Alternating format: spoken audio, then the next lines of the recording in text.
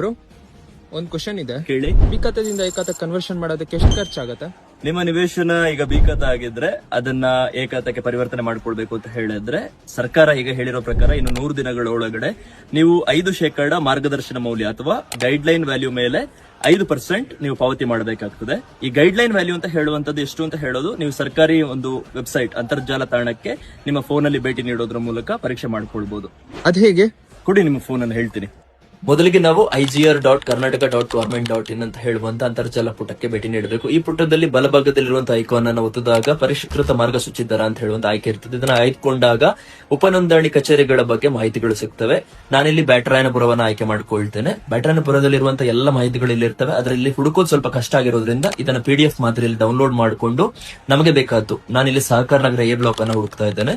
ಸಹಕಾರ ನಗರ A block ನ ಇಲ್ಲಿ ಇರುವಂತ ಪರಿಷ್ಕೃತ ಮಾರ್ಗಸೂಚಿ ದರ ಇಲ್ಲಿ 72,000 ಚದರ ಮೀಟರ್ಗೆ. ನಾವು ಮುಂದುವರಿದು 30-40 ನಿವೇಶನ ಅಂತ ಹೇಳಿದ್ರೆ 111.48 ಸ್ಕ್ವೇರ್ ಮೀಟರ್. ಅದಕ್ಕೆ 72,000 ಗುಣಿಸಿದಾಗ ನಮಗೆ 80,25,000 ಸಿಗ್ತದೆ.